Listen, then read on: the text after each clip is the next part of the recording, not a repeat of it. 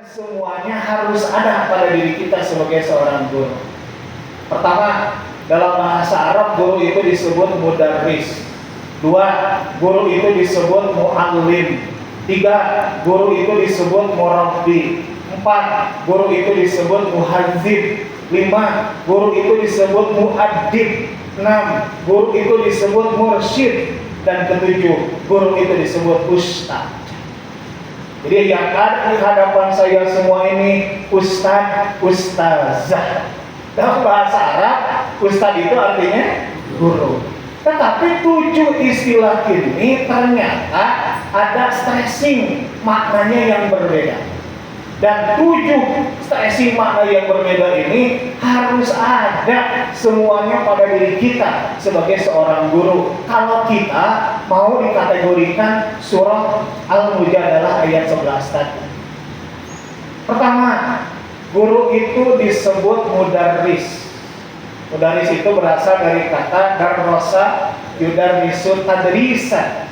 Isim fa'ilnya mudarris. Tadris. Di dalam bahasa Arab, kuliatul tadris artinya fakultas keguruan. Kenapa seorang guru disebut mudarris? Artinya seorang guru itu harus mempelajari, paham, dan mengimplementasikan ilmu keguruan pada saat dia mengajar.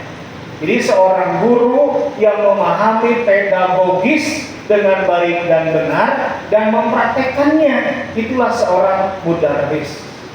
Kalau bahasa kita nama guru yang profesional, guru yang bersertifikasi, itu harus memiliki kategori mudarris. Artinya tidak sembarangan orang menjadi guru itu. Tidak hanya pinter ujung-ujung jadi guru, tidak. Tidak hanya berpendidikan tinggi jadi guru, tidak. Tapi harus memahami, mempelajari, dan mempraktikkan ilmu-ilmu keguruan dengan baik dan benar sehingga mengajarnya efektif dan efisien. Itulah kita mudarris. Yang kedua, guru itu dalam bahasa Arab disebut muallim.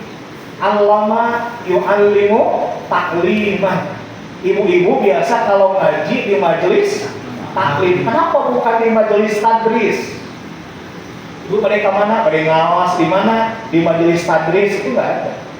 Semua pengajian disebut majelis taklim. Kenapa? Karena taklim dalam Quran dikatakan Iqra wa rabbukal akram alladzi 'allama bil qalam 'allamal insana ma lam ya'lam. Sederhananya begini, taklim itu artinya menyampaikan kepada peserta didik ilmu-ilmu yang logis dan ilmu yang tidak logis, ilmu yang empiris dan ilmu yang non empiris, semuanya kita sampaikan. Yang logis dan empiris itu sumbernya bisa dari pengalaman atau dari ilmu pengetahuan dan seterusnya. Kalau yang tidak logis dan non empiris itu bersumber dari wahyu.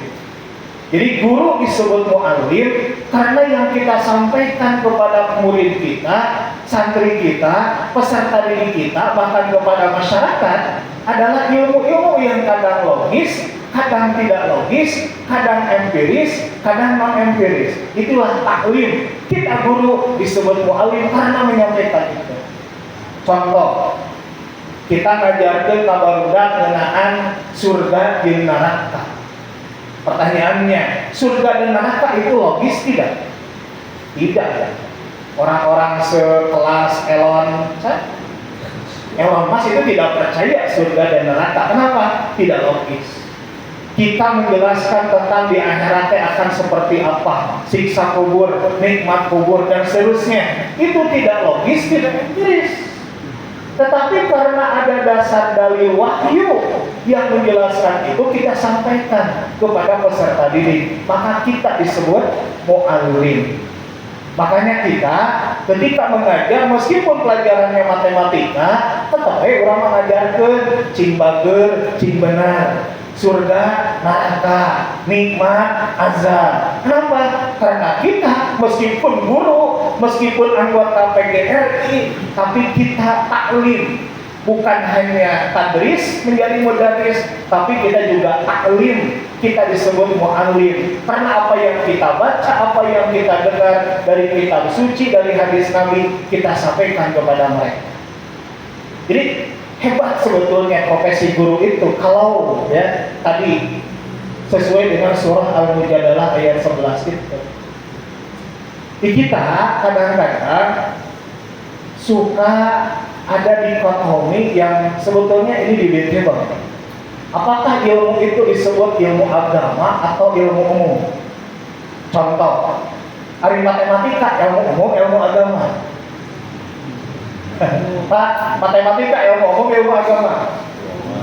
Lamun matematika disebut ilmu umum, umat Islam bisa ngeluarkan zakat mah? Kalau bisa. Umat Islam bisa melaksanakan perintah pembagian waris tidak? Tidak mungkin. Berarti matematika itu agama. Ilmu agama. Lalu disebut ilmu agama, naon dalilna? Bingung.